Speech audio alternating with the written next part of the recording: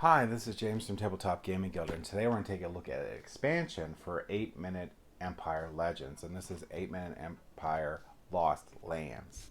This increases the size of the player count to 6, which is one more than 8-Minute Empires, the original game, and it adds in a bunch more of new components and a different way of playing the game.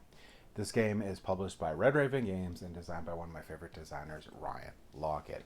Let's go ahead down to the table here. I'll give you a general idea of how to play the game, and then we'll come back and I'll give you my final thoughts.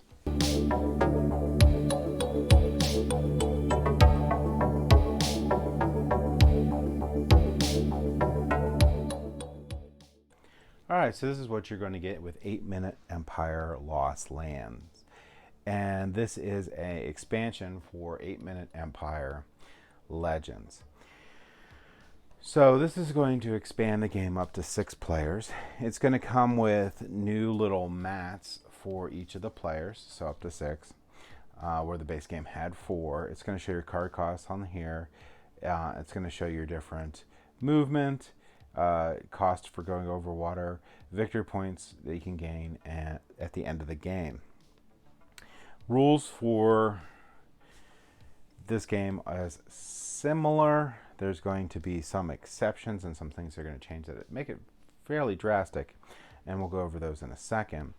What I like here too is this actually comes with 2 of the base game cards. So this is the base setup here. It also comes with more characters. And technically what I found is that you can play the base game. If you use and add these in, you can play the base game with 6 players without using the new map. So that is possible. It also comes with a new larger soldier. It counts as 2. This little guy right here. And you get 2 more additional soldiers that you can have in the game. The setup rules for the game have changed a little bit. So basically the way this is going to work now is if you play with either the Lost Land side or this, what's this side called? This side is just the Underground Crystal Cave side. You're going to place out 3 islands, and they do have to be touching one of the lines.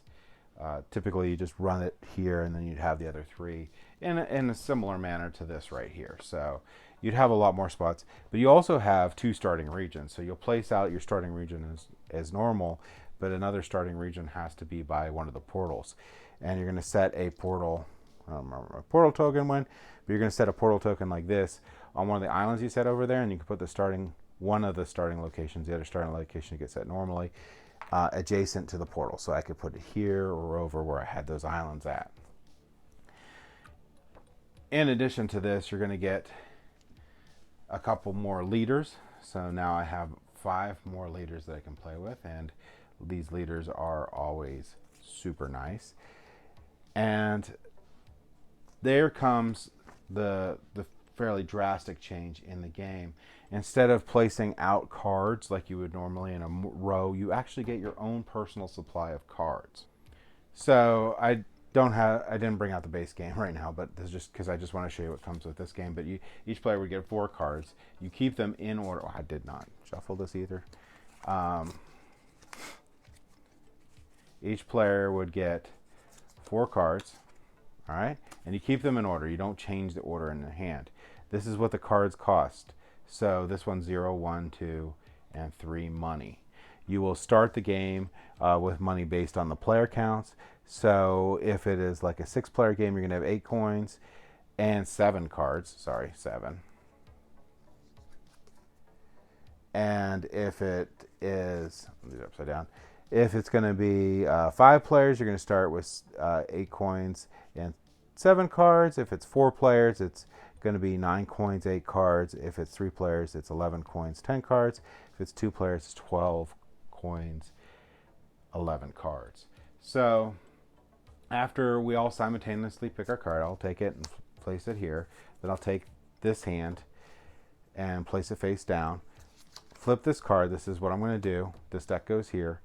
And like in the base game, you have an ability that happens, and then you have your action. So in this case, it's going to be place 3 workers down and place a city. I'm not really going to go over the rules of the game, just what comes with this expansion, and that's basically going to be it. It's going to change it up a little bit. It's going to allow more players to play the game.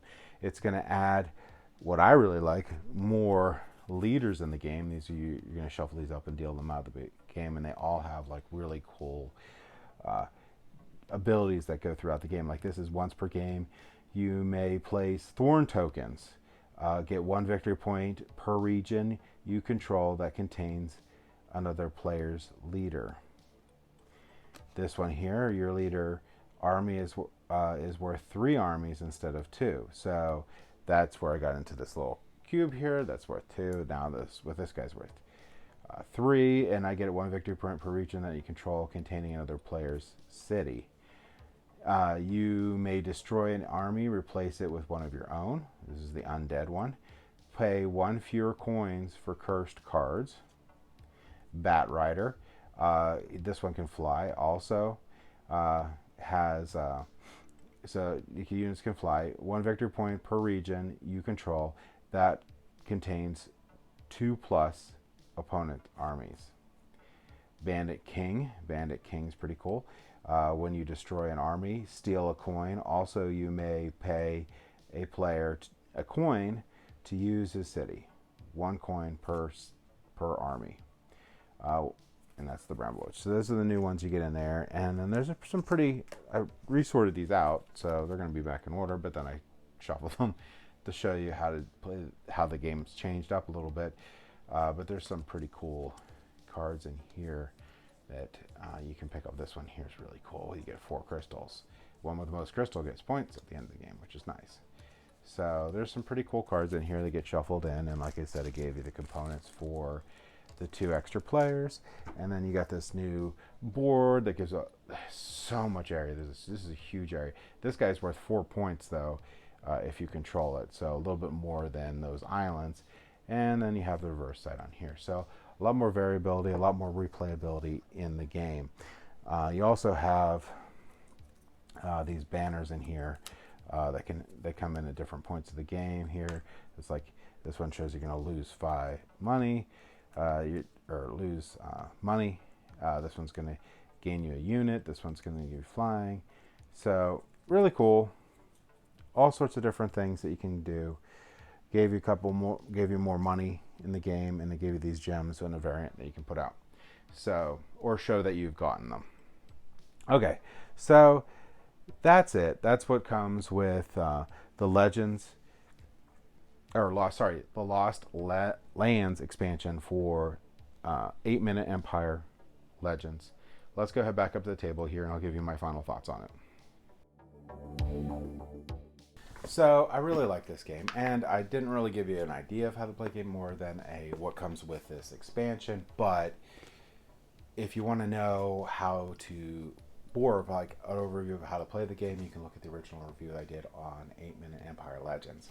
So this adds a bunch of new stuff to 8-Minute Empire Legends.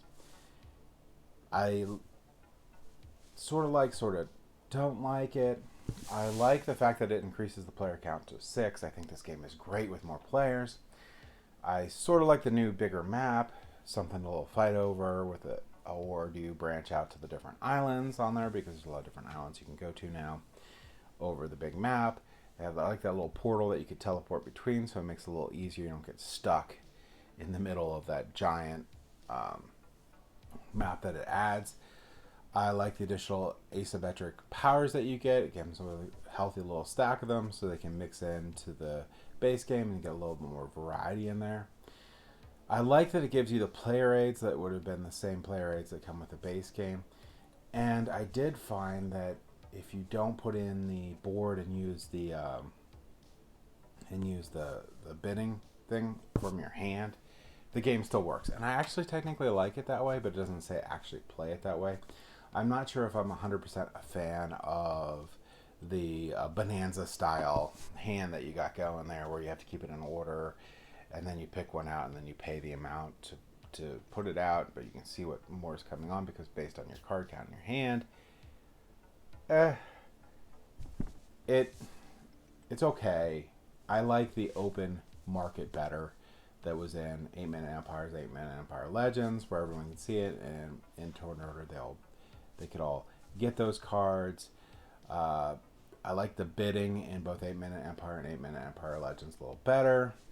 It does seem like I can play with that in mind with this, because it gives the cards on there. They seem to work fine with an open market, although it doesn't say to do that in the rules. So do I like 8-Minute Empire Legends Lost Lands? As the rules state, because I'm playing them a little off of the rules after I played them with it for a while, I'm a little meh on it, unfortunately. I do love everything Ryan Lockett pretty much comes out with. He is a great designer. He makes great art I love his art on these games. And I love the 8-Minute Empire, 8-Minute Empire Legends. I'm just not 100% on board with this expansion. I do really think that 8-Minute Empire Legends needed those extra asymmetric powers, those that you could play in the game. So I'm really happy this came with it. Will I incorporate them into 8-Minute Empire Legends? Yes. Will I incorporate all the rules that came in 8-Minute Empire Lost Lands? Probably not. I'm going to probably give it a couple more plays. I played it a couple times already, and like I said, I'm not 100% on it, which is sad for me because I love everything he does. But that's my thoughts on 8-Minute Empire Legends expansion Lost Lands. Thank you for watching.